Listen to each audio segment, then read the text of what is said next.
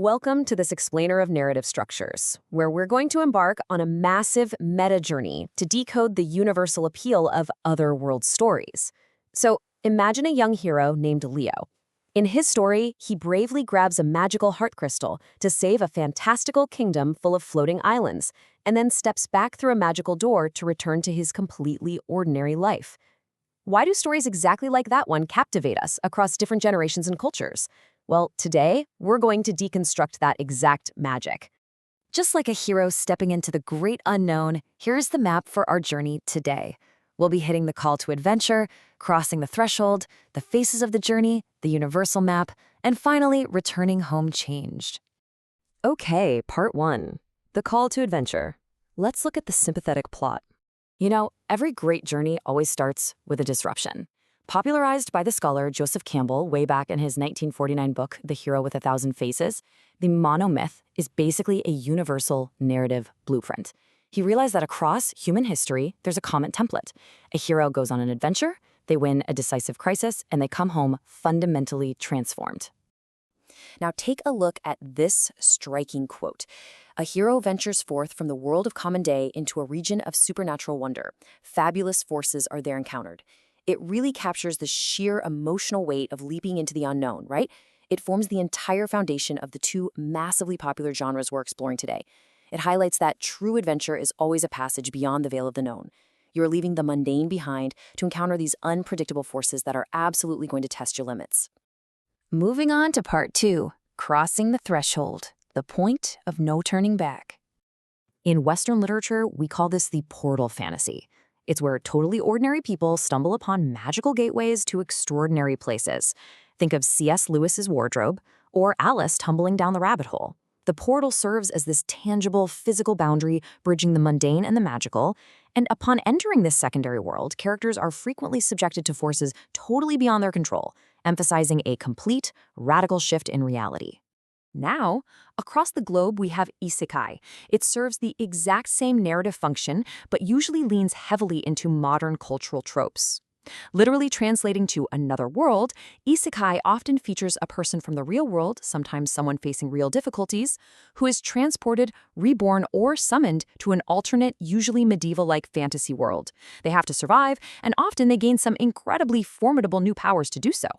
What's really fascinating here is the cross-cultural synthesis. It doesn't matter if you're crossing via a magical wardrobe, a magical compass, or the infamous anime meme of Truck-kun, which, if you don't know, is where a protagonist gets struck by a runaway vehicle and is instantly reincarnated. The threshold serves the exact same narrative purpose. The psychological initiation remains identical. All right, part three, Faces of the Journey. Let's meet the cast. So Campbell identified these core archetypes that just constantly populate our stories.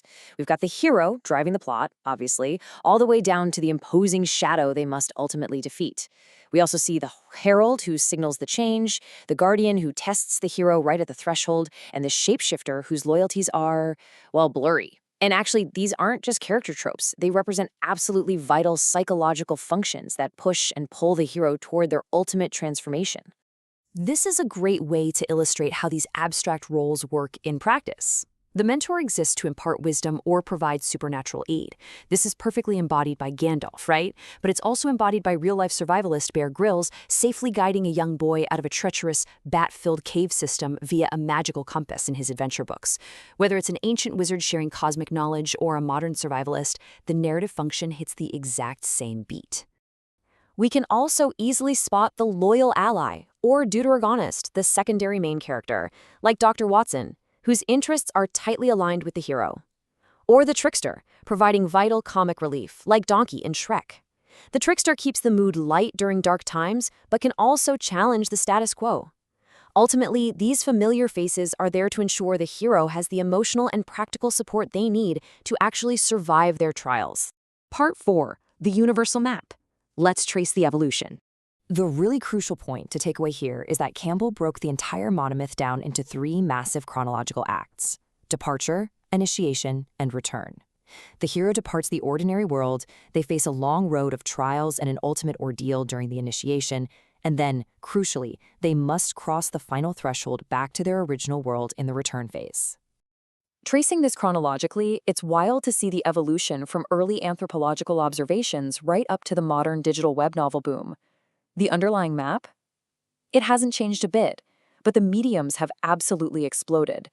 We go from Edward Burnett Tyler noting mythological patterns in 1871 to the massive surge of web-based isekai sparked by Sword Art Online in 2012. Humanity just keeps finding new ways to draw the exact same map of the human experience. Some stories even get incredibly meta with this. Works like the Imaginarium Geographica play with this universal map directly. In this story, the characters literally navigate an atlas of all the lands that have ever existed in fable and fairy tale, accessible via a ship called the Indigo Dragon. It perfectly represents the idea that all our imaginary worlds are connected by the same underlying sea of human imagination. And finally, Part 5, Returning Home Changed, the core takeaway of why we need this. Why do we keep coming back to these sympathetic plots? Well, they offer profound escapism, and I mean that in the best way possible. They appeal just as much to an overworked adult salaryman seeking a completely new life and an isekai as they do to a child seeking pure adventure in a portal fantasy. They give us a safe space to process our rigid reality, explore unfulfilled hobbies, or imagine just starting over with a totally fresh identity. Honestly, they are therapeutic tools perfectly disguised as grand adventures. Ultimately, the hero's hardest task is integrating the wisdom gained, the elixir, back into the ordinary world. Think back to our hero Leo, remember? At the climax of his journey, Leo grabs the heart crystal and rushes back to the castle. As the crystal returns to its place, this bright light spreads across the whole kingdom. The floating islands stabilize, the flowers glow brighter than ever. Everyone cheers, shouting, "Leo, Leo, Leo!" And the queen tells him, "You saved us all." But the journey isn't truly over until he faces that return threshold. The magical door reopens. His ally, Spark, says, "You'll always be welcome here." Leo replies, "I'll never forget this adventure," and steps through the door. But before the door disappears, Spark tosses him a tiny glowing crystal. Leo just smiles and says, "Maybe this isn't the end of the adventure after all." And so Leo returns home with a magical crystal and a heart completely full of memories, knowing deep down that many more adventures are waiting for him. He brings the magic back with him. And as we wrap up this explainer of these incredible magical frameworks, I want to leave you with something to reflect on regarding your own narrative arc. What is your call to adventure? We all face thresholds, we all meet mentors, and we all battle shadows in our daily lives. Embrace the journey, and more importantly, remember to share the elixir you find with the rest of the world.